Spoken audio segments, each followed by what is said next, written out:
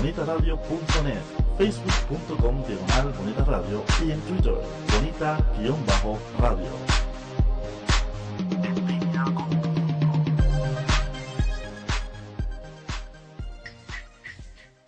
Sinestesia, un espacio dedicado al cine, moderado por Chemi González, Eyeri Cruz y un grupo de colaboradores entusiastas del séptimo arte.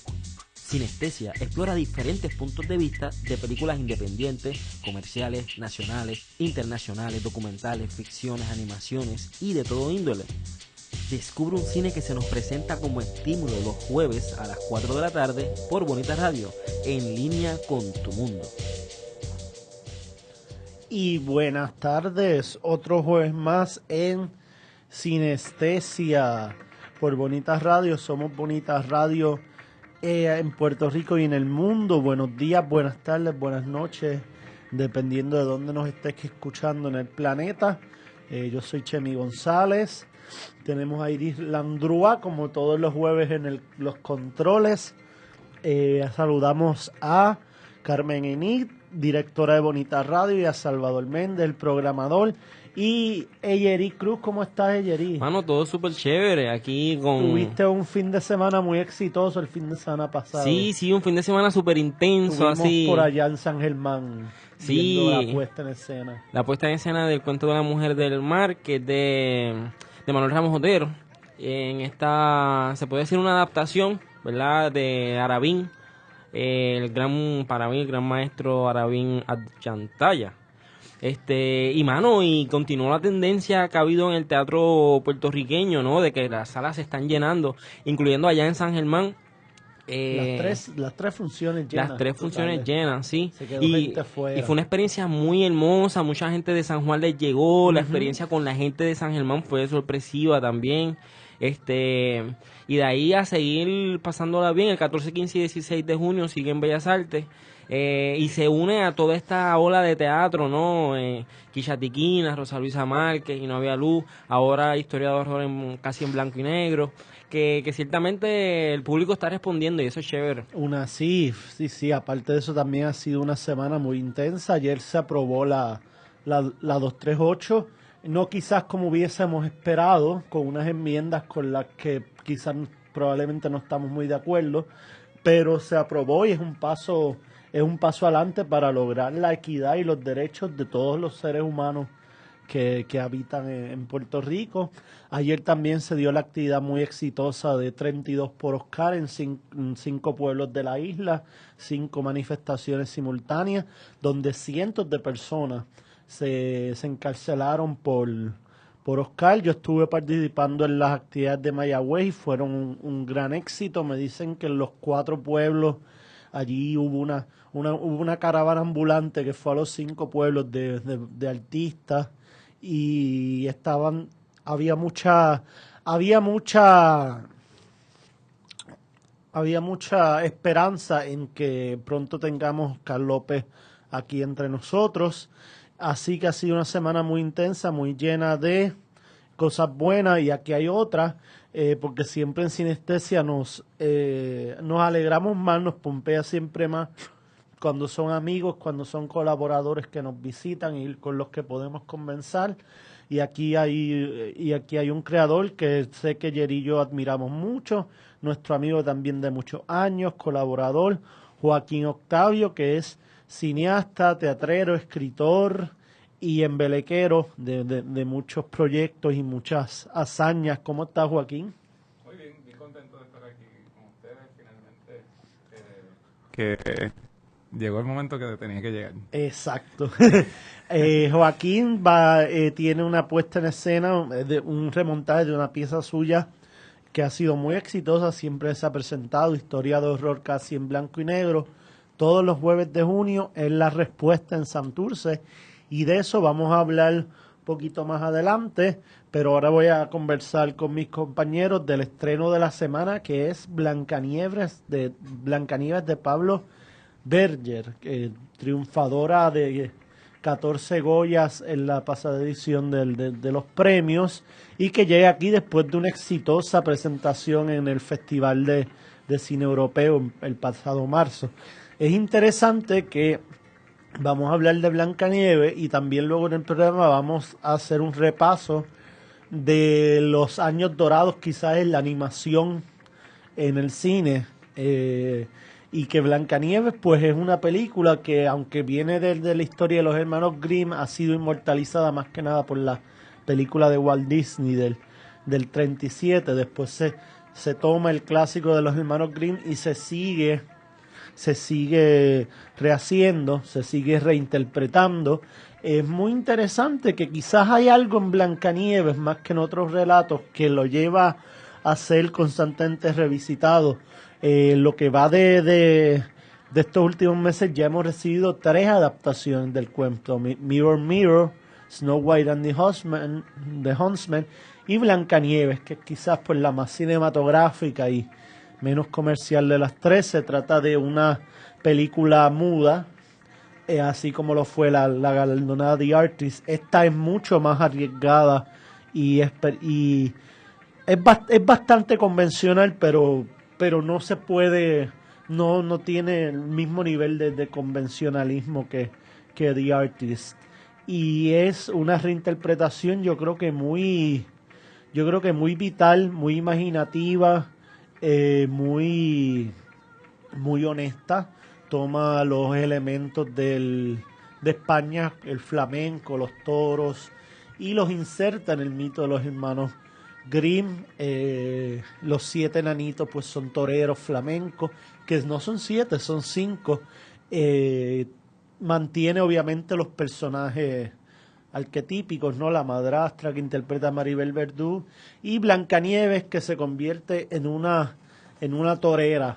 Es una película de un gran alto contenido estético, una gran belleza cinematográfica en su fotografía, en sus términos, en sus aspectos formales, como obra cinematográfica, y estrena hoy en Fine Arts, y yo creo que puede ser quizás el éxito del verano allí en Fine Arts. Sí, es una película operística, ¿verdad? Parece ese elemento espectacular, donde todo es muy virtuosa, donde el diseño de arte, la fotografía, quizás está en ese límite, ¿verdad?, del virtuosismo y el trabajo de autor, así, un poco más simbólico, que muchas veces se mezcla.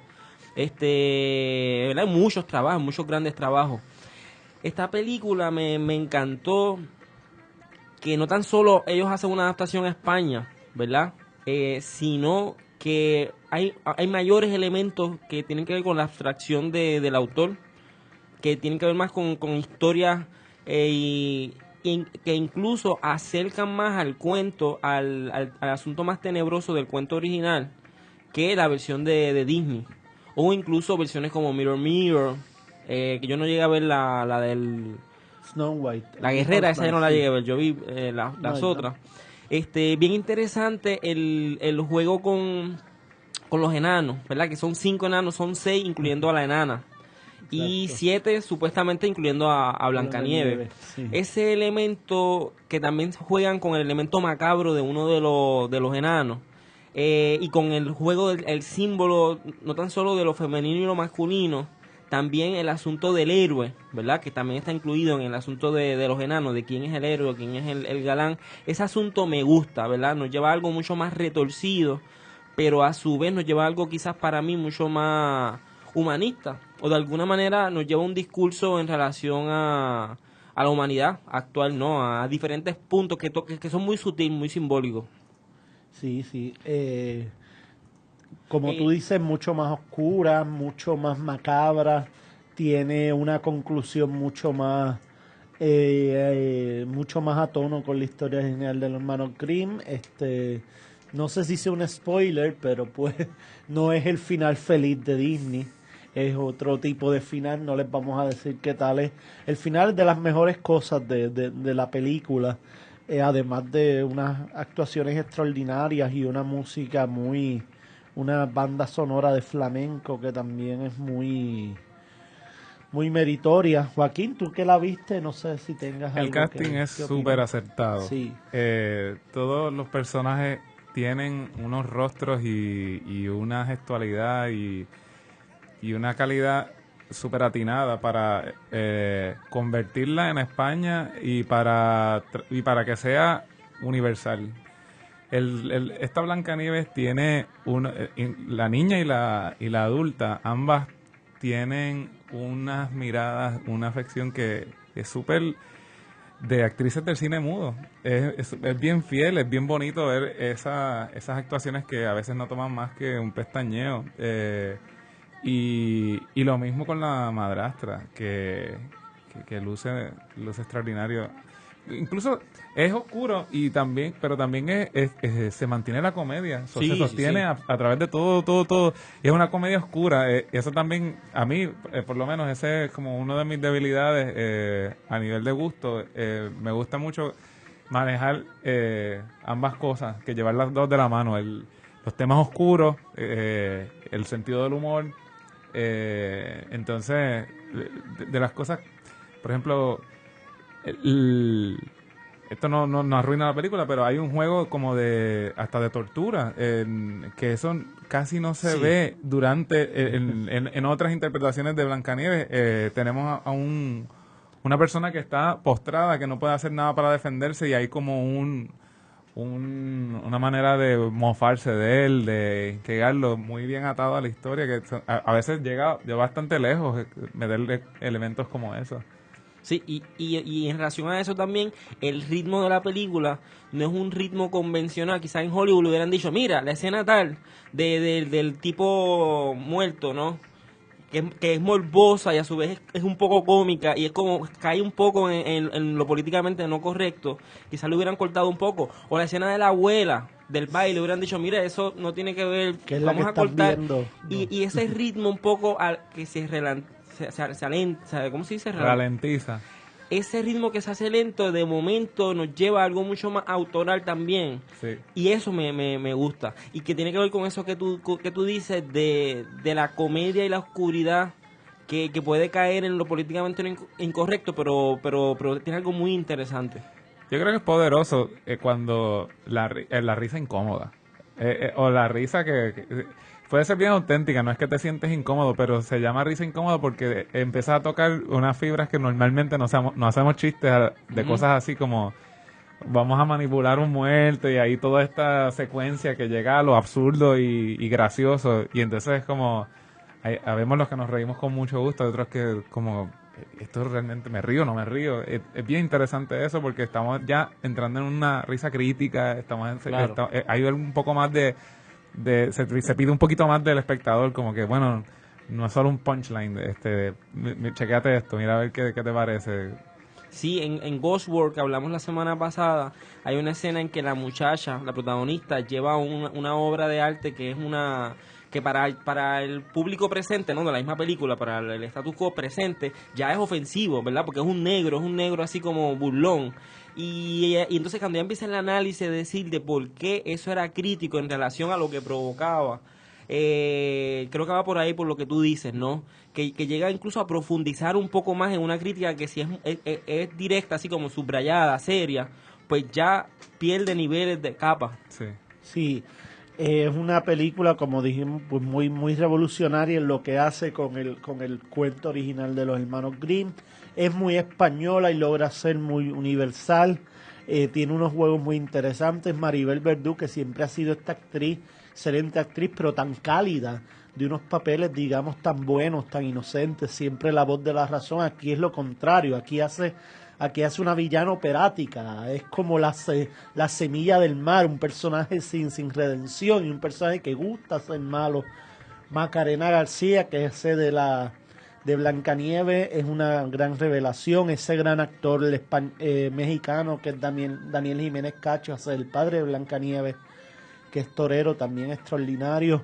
Y Ángela Molina, en un pequeño pero bien poderoso papel como la abuela, pues son parte de esta magia que junto con Pablo, el ojo exquisito de Pablo Berger, pues nos traen una Blancanieves que creemos que será recordada como un viraje de tuerca bien interesante en un clásico universal. Empezó hoy, se la recomendamos encarecidamente Y cuando volvamos, pues vamos a un poco a explorar esa historia de horror casi en blanco y negro que nos trae Joaquín.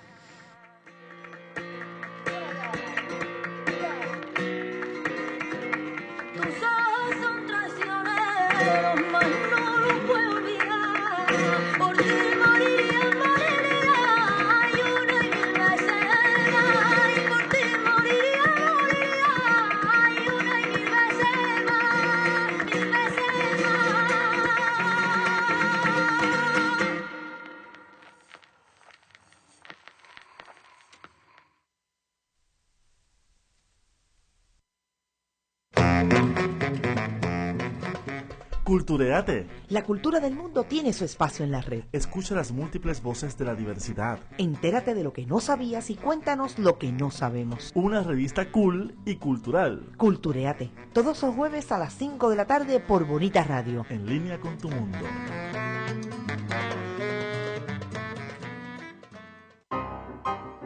Los protagonistas de las artes de la representación y los medios audiovisuales tienen su espacio en Ecos e Íconos. Conoce a los artistas que han trascendido el tiempo a través de sus aportaciones artísticas. Descubre a los nuevos exponentes de la escena en el teatro, la danza, el cine, la radio, el videoarte, la televisión y la web. Ecos e Íconos, sábados a las 3 de la tarde por Bonita Radio, en línea con tu mundo.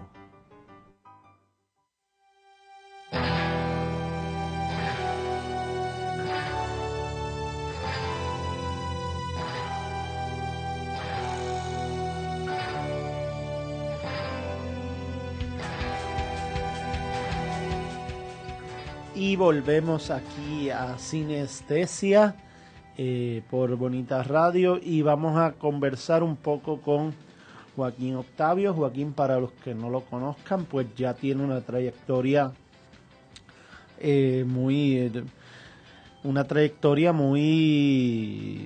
larga en el teatro y en cine, autor de La Reciente como Bueno, de la cual hablamos con los compañeros de No Había Luz hace aproximadamente un mes, que fue muy exitosa en su remontaje, autor también de Sin Fin y otros textos teatrales.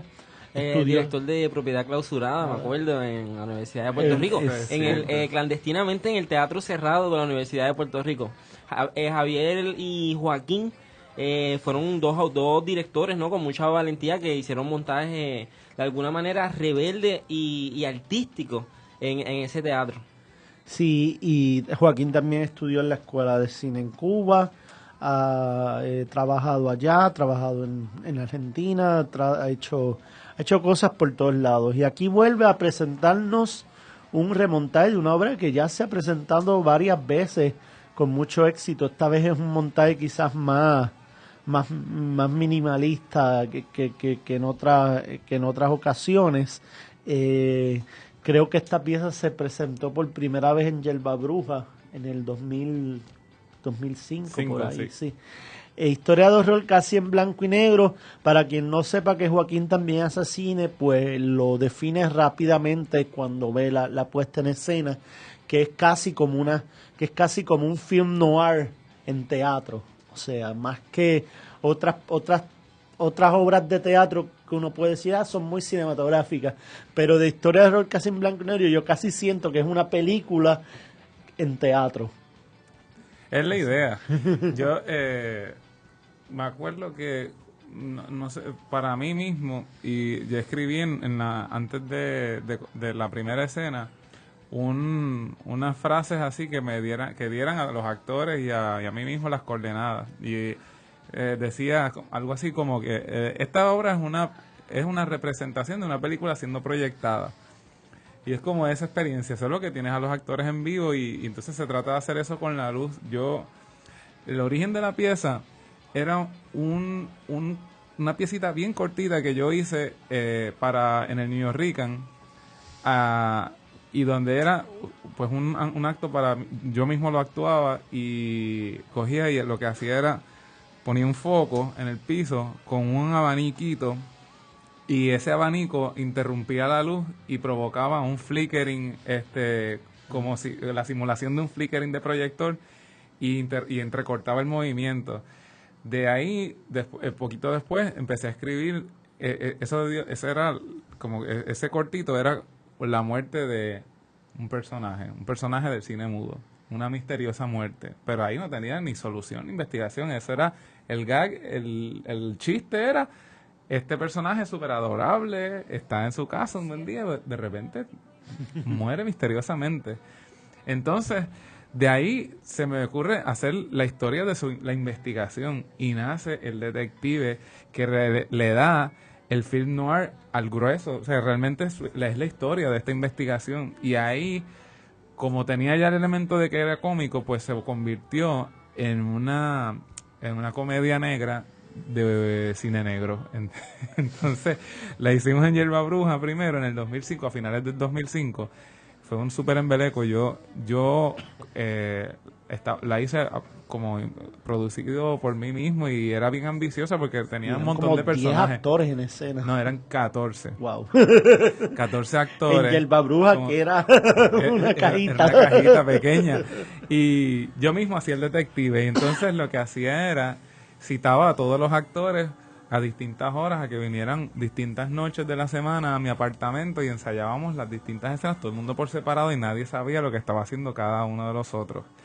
Luego, cerca del estreno, nos juntamos todos a pasar la hora completa. Para mí eso fue súper exhaustivo, porque yo tenía que dirigir, imaginarme cómo se veían las cosas desde fuera.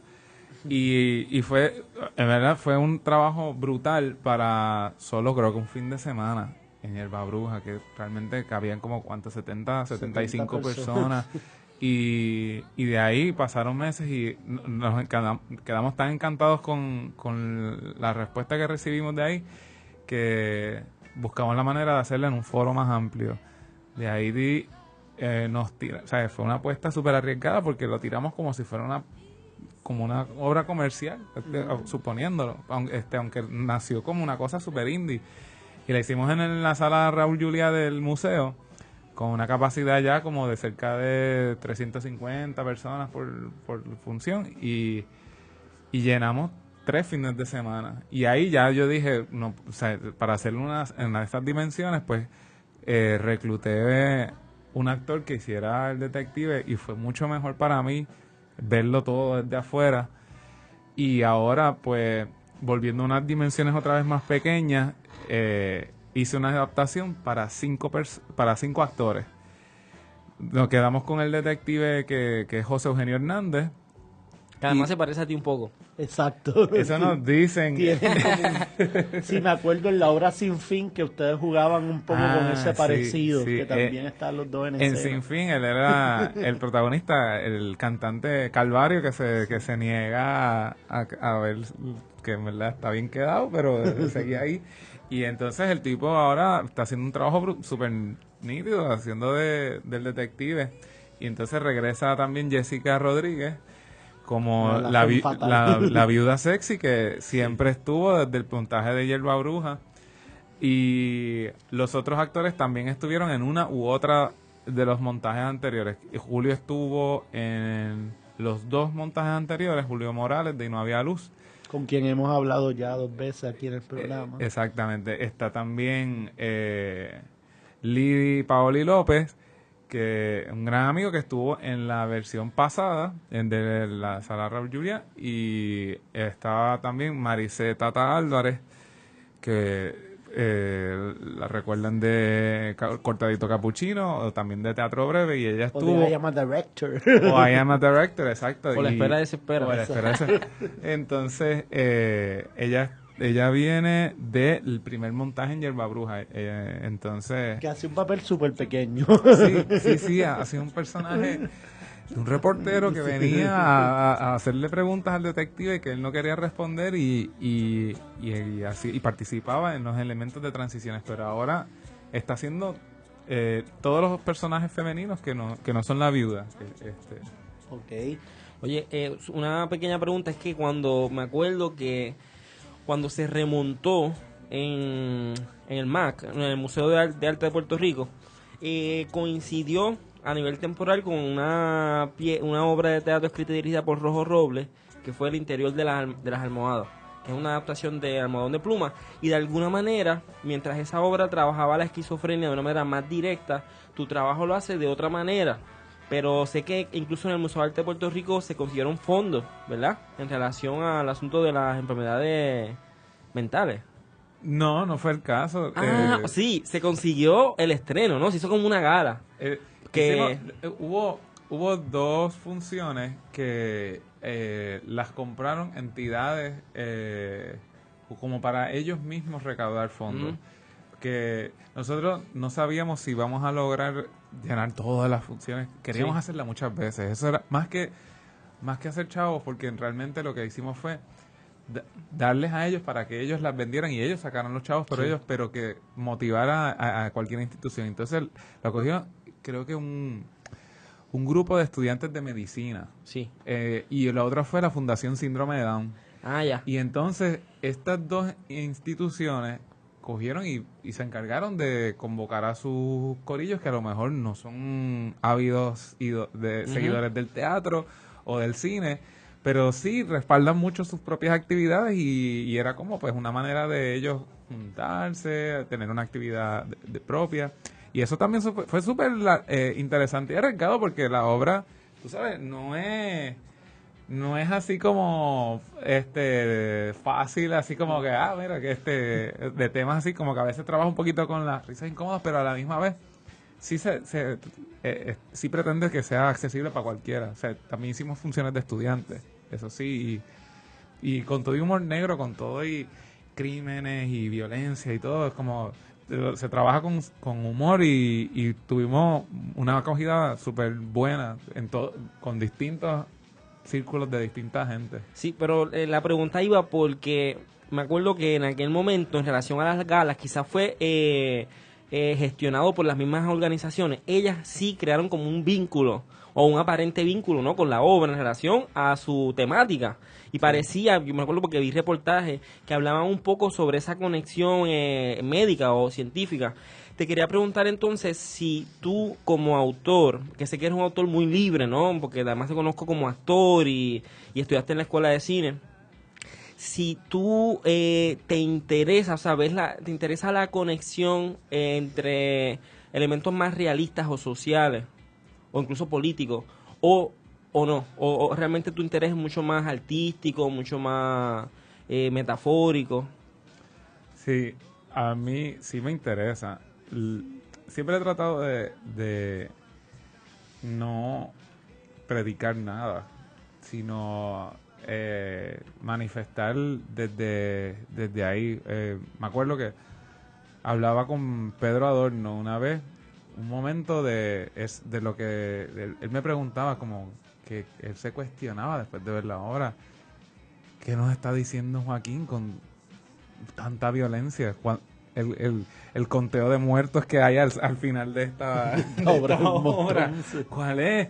¿Y qué nos dice eso? Es como una gran él encontraba como una reflexión muy fuerte de la sociedad, de una situación puertorriqueña, y realmente no era una agenda súper trazada, pero sí es como una manera, creo que como muchos artistas, de explayar lo que uno siente, lo que te rodea, lo que te llega.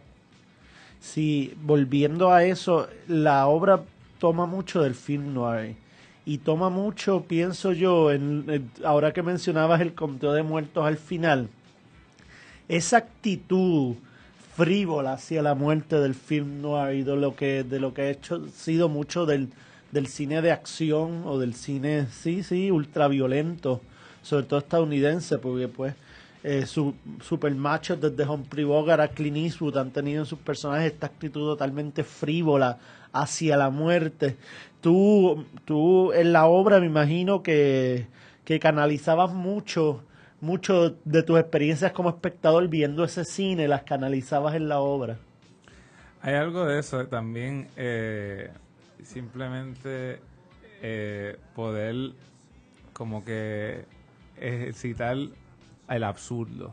A mí el absurdo me gusta de muchos lados. Esta obra era una obra de horror y criminal, así que se explotó el absurdo con esos elementos. Lo he trabajado con otros como artistas delirantes, como en Sin Fin, o gente que está en unos viajes así absurdos y no había muertes, pero esta obra es de horror y de crimen, entonces explota eso, como que también a veces como que se lleva a esos límites. Sí, pues vamos ahora a la pausa de la estación, volvemos a seguir hablando con Joaquín de historia de horror y de nuestro tema especial de la semana.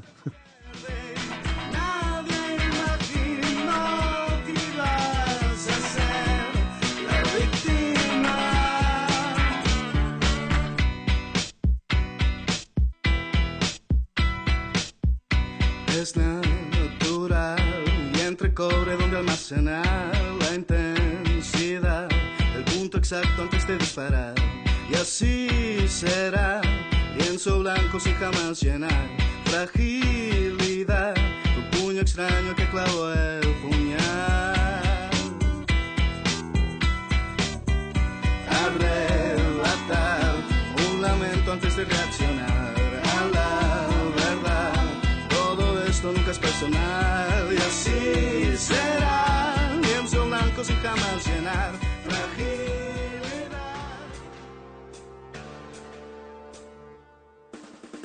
Ubícate aquí en Musicaliza. Sonidos diferentes para oídos independientes. Por aquí, en Bonita Radio.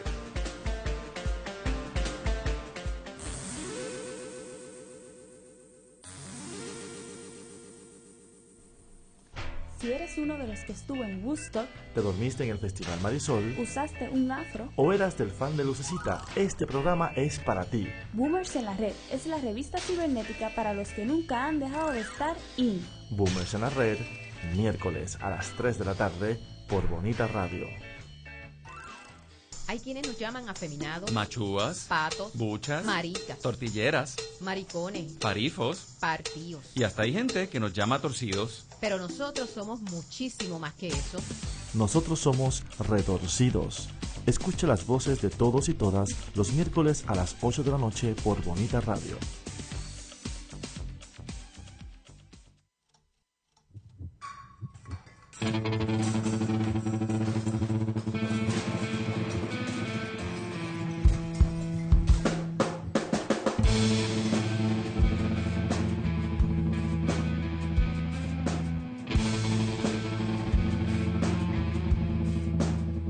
Seguimos en Sinestesia. Joaquín, quiero hablar un poco de esa diferencia en los elencos que hay y entonces en torno a tu labor como director. Me imagino que ahora, controlando 5 actores, es mucho más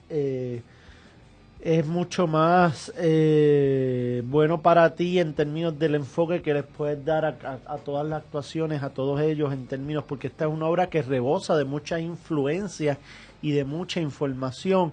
¿Cómo son esos ensayos con esos actores que también ya tienen la ventaja de que conocen la pieza, de que no vienen nuevos? Sí. Bueno, pues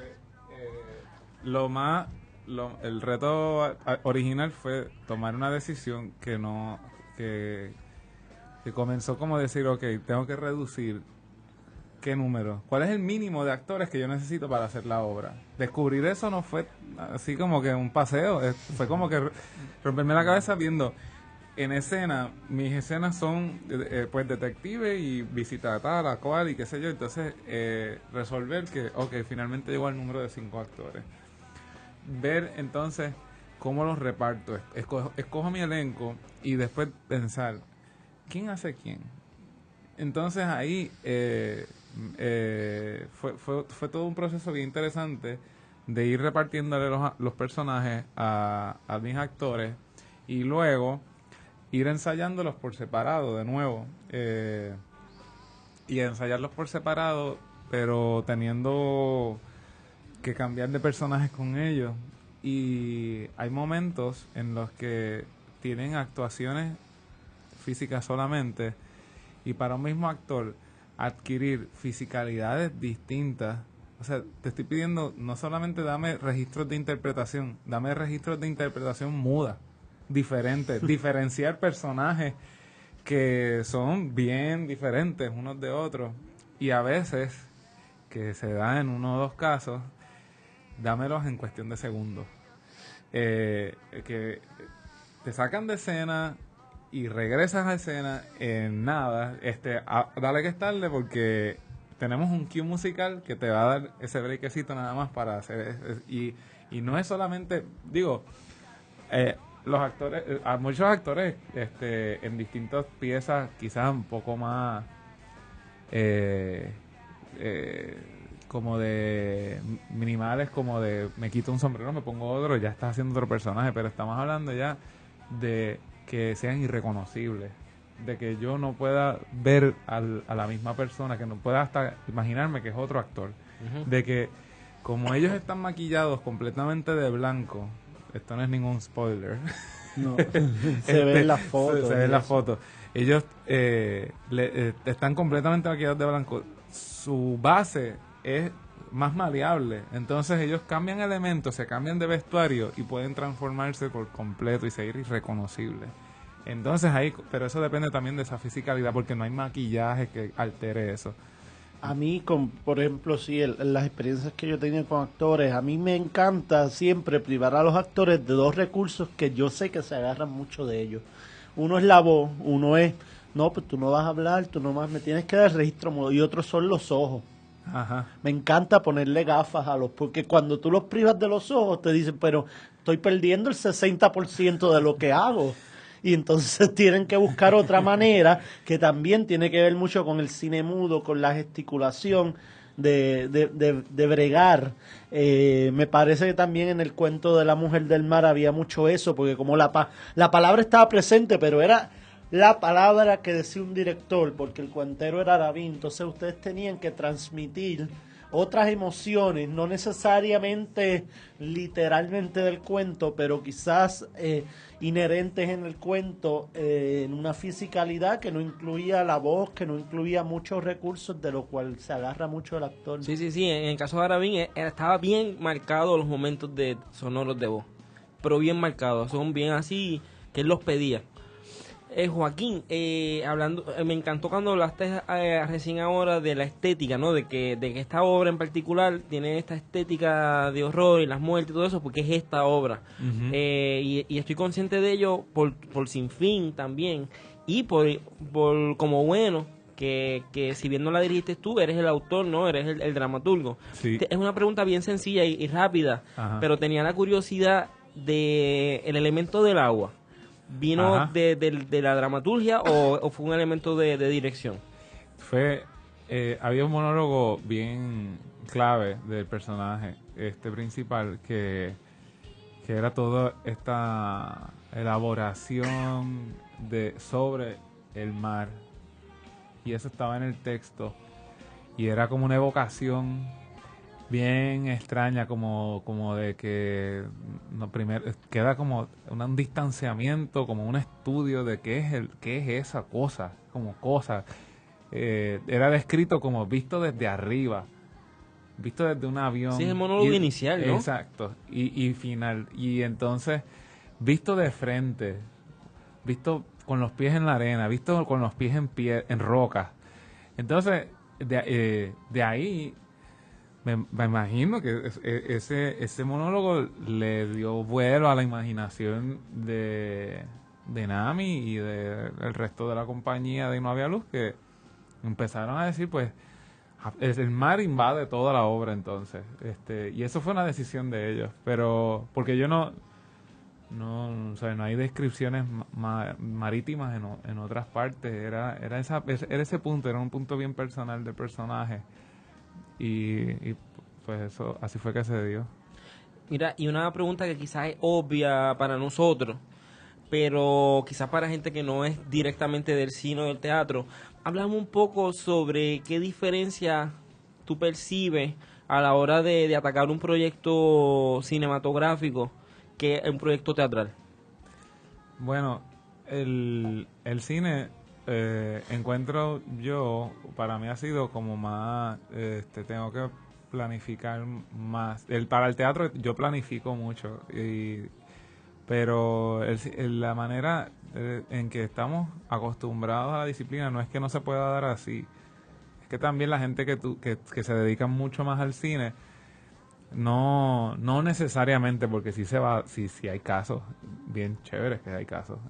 Casa a veces uno, en el que es ensayar por un mes, 2, ensayar un par de meses y ir puliendo de esa manera. Pero normalmente el cine se hace como una agenda, con un plan, trazando las cosas, casteando quizás a la persona ideal.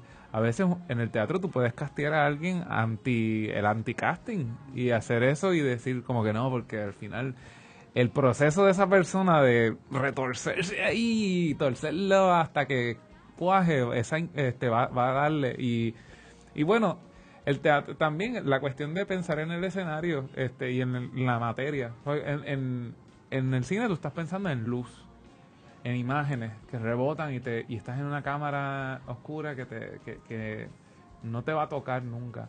En el teatro te puede tocar, los actores te pueden brincar encima en cualquier momento. Eso también es un elemento así como pasará, no pasará, y ahí está siempre el error, está siempre los factores humanos. La película se registra y se queda ahí, o sea, puedes reeditarla, pero lo que tú vas a ver es otra experiencia que puede llegar más lejos en cuanto a sus valores de plano también.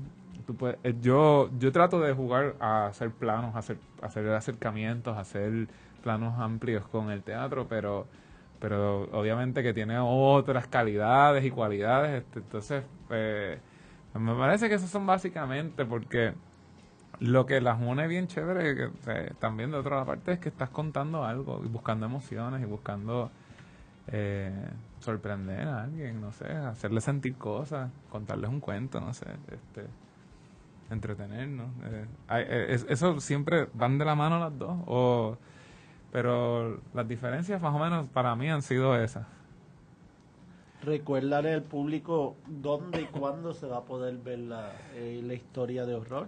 Historia de horror casi en blanco y negro se presenta los jueves de junio en La Respuesta. Vamos a estar ahí a las 8:30 de la noche. Entonces, después de las funciones tenemos música y se convierte en una fiesta ahí mismo, queda ambientado como para en una velada de horror que promete ser divertida. Y nada, también no hay taquillas anticipadas, se llega allí mismo y se entra, son $15 la entrada. Y hay que llegar temprano, lo advierto, porque realmente hace una tendencia y va a seguir siendo una tendencia conociendo a Joaquín, y ya tiene un público además, porque hay gente que conoce su trabajo. Lleguen temprano, porque para que no les coja la sorpresa de que esté llena la función, que ciertamente se va a llenar, así que lleguen temprano para que aguarden su asiento. Eso espero. Sí, pues entonces ahora vamos a ir entrando, en vez de la doble tanda usual, yo quería incluir a Joaquín en este segmento porque pues obviamente viniendo del cine y teniendo esa afinidad, teniendo los tres una afinidad como que a ciertos temas, cierta tendencia. Yo le propuse la doble tanda a Joaquín, pero Joaquín me dijo, mira, yo tengo hace tiempo esta inquietud que también con la que me he encontrado mucho haciendo la obra, que es volver a hablar de la influencia de los Looney Tunes y los Merry Melodies y toda esa animación maravillosa que produjo los Warner Brothers por más de 40 años, la influencia en nosotros, y creo que es una influencia muy palpable y muy y que está muy presente todavía. Y me informan que tenemos que ir a la pausa, pero cuando volvamos pues que arranquemos a hablar de esto.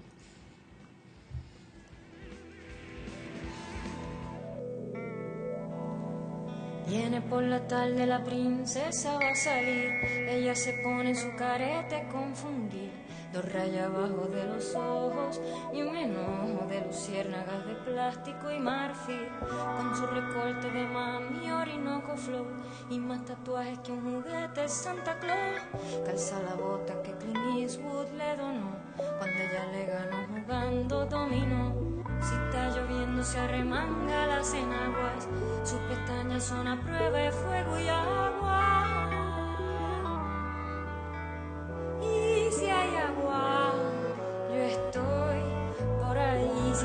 calle, ella está en hongo, ella está en nada. Ella se puede arrebatar de un golpe de aire si te toca la... Ve y escucha el Combo Familiar por bonitasradio.net todos los miércoles de 1 a 2 de la tarde. Porque yo escucho Bonita Radio. ¿Y tú qué escuchas?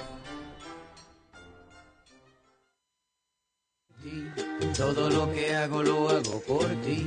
Es que tú me sacas lo mejor de mí. Soy todo lo que soy, porque tú eres todo lo que quiero por ti. Hola Puerto Rico, te habla René de Calle 13 y vengo a decirte que amar no es controlar, no es golpear, no es obligar. Amar es respetar y dejar ir cuando llega la hora de decir se acabó. Amar a una mujer es quererla feliz aunque no estés junto a ella. Si has pensado en hacerle daño a tu pareja o expareja, detente y piensa, usa la cabeza, usa el casco, busca ayuda, habla con alguien, pon distancia, protégela y protégete. Abraza la vida y sea un hombre que ama de verdad. El amor no mata, no agrede, no controla. El verdadero amor libera. Únete a Proyecto Matria, Prensa Comunitaria y esta estación. Y di no a la violencia machista. Que no muera una mujer más. Por ti, todo lo que hago lo hago por ti. Es que tú me sacas lo mejor de mí.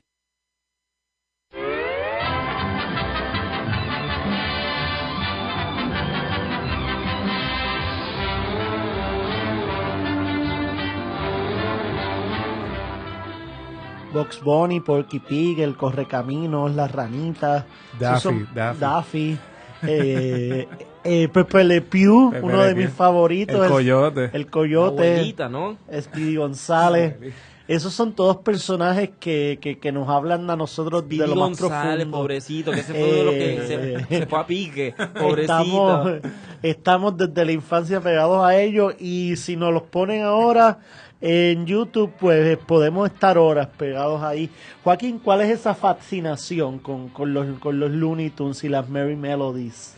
Mira, de niño estaban los muñequitos así de la mañana y había muchas cosas que ver, pero de las que más me puedo acordar con lujo de detalles son esos muñequitos. Y de eso empiezo yo a hablar con Maricé y con Tata en uno de los ensayos. Es bien espontáneamente porque ella como que también como que se refresca, se acuerda durante un ensayo, bajo mis direcciones, por dónde va la cosa, los tipos de consignas que les estoy dando, estoy como que diciéndole más o menos eso y creo que en verdad es que estaban simplemente muy bien hechos, eran demasiado memorables, personajes súper bien definidos, un humor que a veces va en lo dark side también, sí. Una violencia que ahora ya es políticamente incorrecta, que estaba ahí súper chévere, o sea, como de explotar, de darse marronazos, de entrarse a cualquier tipo de situación, y la cosa también a nivel de la comedia es que siempre lo sobrevive.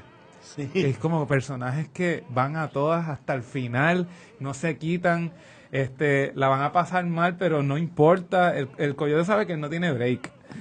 Pero él no deja de cazar y son como que unas cosas que es como que sí, dale, vamos ahí, entonces ese espíritu como creo que no desde niño a los niños entusiasma mucho, llena de energía, es como eso y es algo que pues no se olvida, que es algo que acompaña a uno y influencia a uno.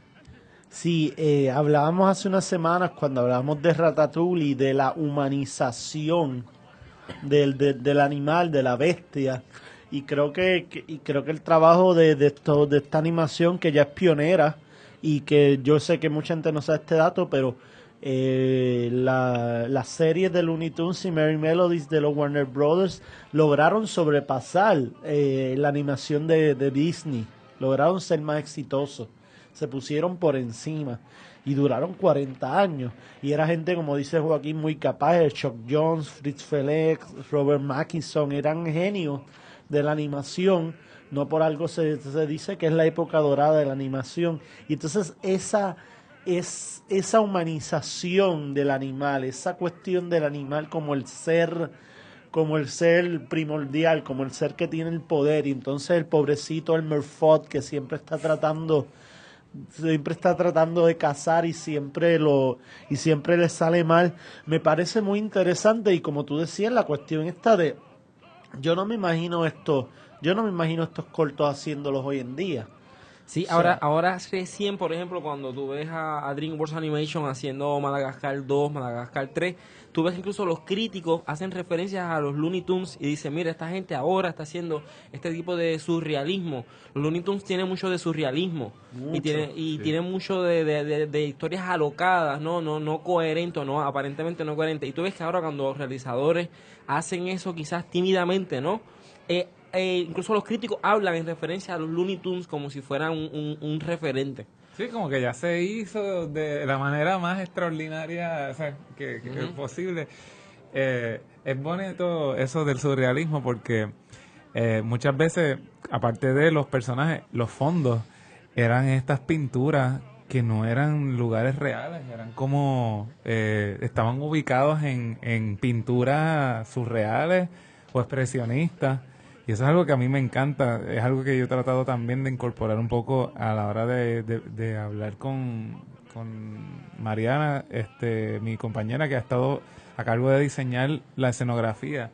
Le digo, mira, sí, que no hay lógica, esto no es un lugar donde tú tienes que entrar por aquí y salir por acá. Y lo mismo le digo a los actores con el bloqueo.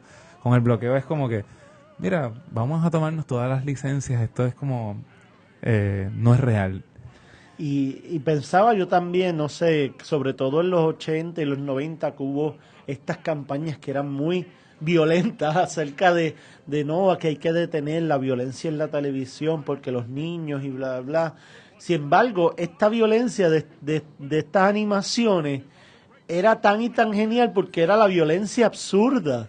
Porque es que era violencia que no se podía realizar ni por ningún niño ni por ningún adulto. Claro. O sea, yo no puedo ser el coyote, a mí si me cae una cuaja fuerte encima me mato. Claro. Pero el tipo pues salía ahí súper plano y seguía persiguiendo al coyote, que es ese elemento de que de lo imposible, de que en lo surreal. Lo surrealista está lo imposible y que lo imposible es muy gracioso.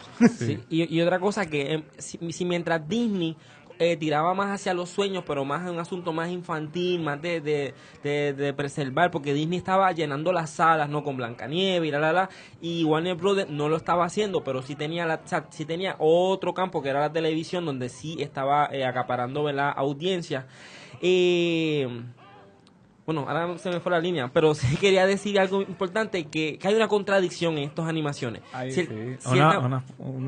Uno es Mickey Mouse, el lindo, el sweet, el bueno, todo esto, y Bugs Bunny es un listo, terrible, es medio malvado también. Malvado, un poco de derecha, pero a su vez, yo digo que la contradicción está porque si bien es cierto que Looney Tunes es un medio de la televisión, y hablo de la televisión como un instrumento del Estado, ¿no?, para manipular a un pueblo, y que para mí tiene un asunto político bien fuerte. Me recuerdo de estos episodios de Looney Tunes que eran pro guerra, para matar a los vietnamitas, para matar a los chinos.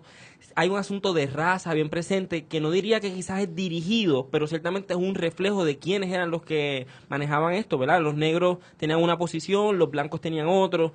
Y ahora, hoy en día, sería bien interesante ver, ¿verdad?, cómo eso se trastoca, ¿no? Cómo los negros pueden ser los héroes que salen bien y los blancos quizás son los terribles. Pero independientemente a eso, yo creo que el surrealismo en sí, al ser un elemento liberal, ¿no?, ese elemento, eso que ustedes decían de que el tipo se muere pero no se muere, eso nos lleva a otra cosa, y eso hace que la contradicción misma absuelva. Hablando políticamente hablando, mientras estaban los discursos políticos que quizás permitían que eso saliera al aire con la promoción que tenía, ¿no?, al mismo tiempo el surrealismo hacía que eso se trastocara y que entonces los mensajes fueran contradictorios en la manipulación misma, y que no tan solo nos llevaran hacia un elemento conservador, sino también hacia un elemento liberal, porque estamos hablando de cuestionar la vida y la muerte, de cuestionar los miedos, de tú decir, no hay miedo porque puedo hacer lo que quiera.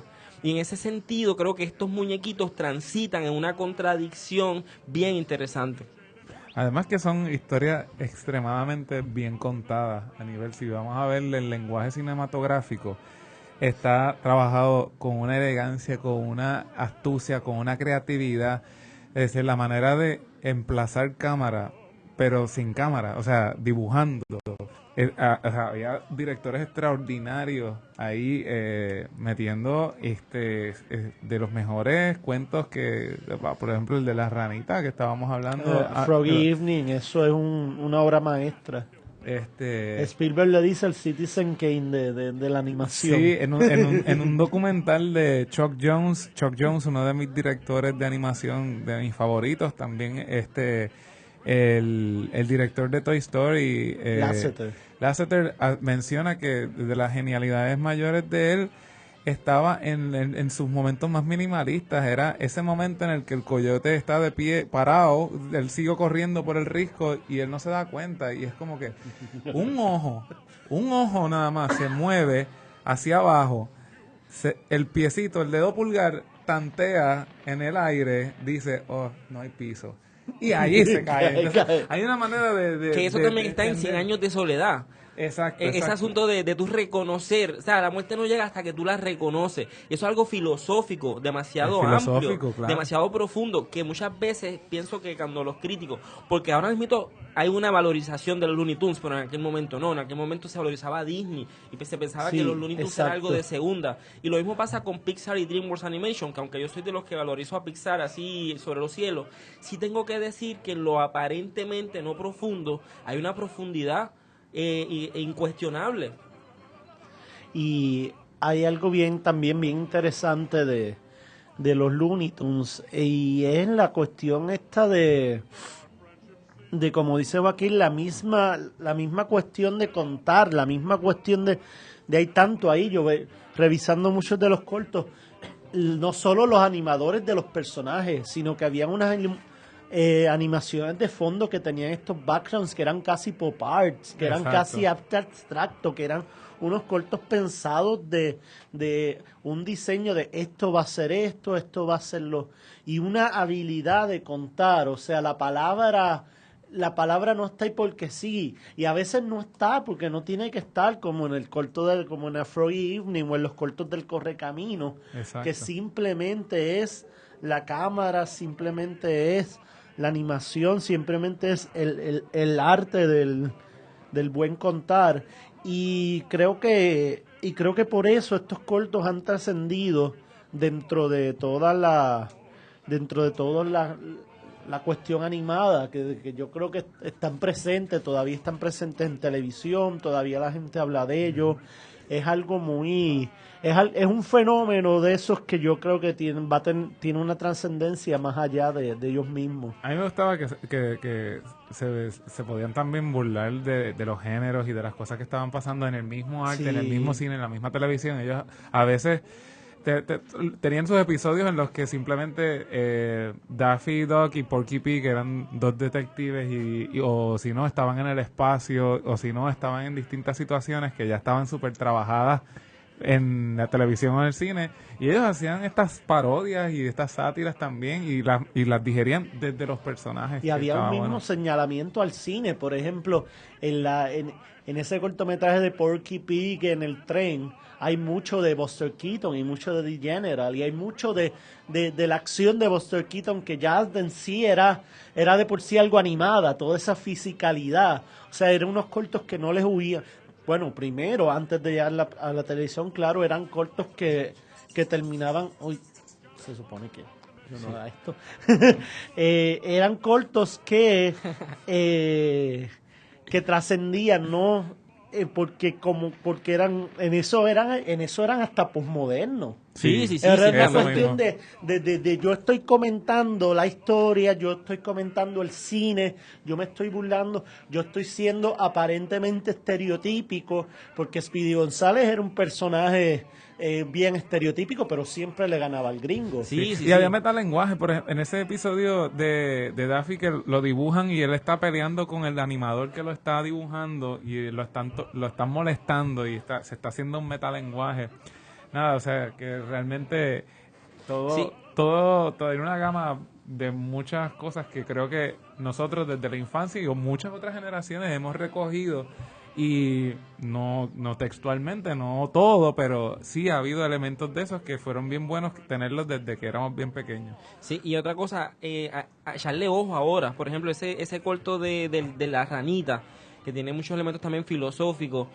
Ahora que estamos hablando de la crisis, de hacia dónde vamos, ver un corto que te habla, a mi entender, ¿verdad? Está sujeto a interpretación porque es muy surrealista también, pero que te habla un poco de lo esencial, ¿no? Esa rana es un regalo hacia él, pero no para ganar dinero. Y es un regalo que quizás él no valoriza. De momento es como que, wow, nos estás diciendo un mensaje súper cabrón. Y en ese sentido yo creo que es lindo revisitar todos estos cortos animados ahora que tenemos quizás más conciencia o quizás no la tenemos, pero es chévere. Sí, volver a la niñez siempre es bueno, nunca está de más. Y esta hora se ha ido volando, como se va siempre el tiempo en Sinestesia. Le agradecemos a Joaquín. Ya lo vamos a volver a invitar porque le hemos pasado tan bien que queremos que vuelva y nos siga proponiendo Recuérdense, cosas. 6 de junio, a partir del 6 de junio, todos los jueves en La Respuesta, a las 8 de la noche. 8:30. 8:30. Y este fin de semana, maratón de hincapié con destino a Colombia. Están recaudando fondos para irse a representar a Puerto Rico en Colombia, en el Anfiteatro Julia de Burgos. Hay varios actos que van a estar ocurriendo allí, así que si se pueden dar la vuelta y cooperar, pues siempre eso será bienvenido. Y nos vemos el próximo jueves en Sinestesia, por aquí, por Bonita Radio. Gracias. Muchas gracias.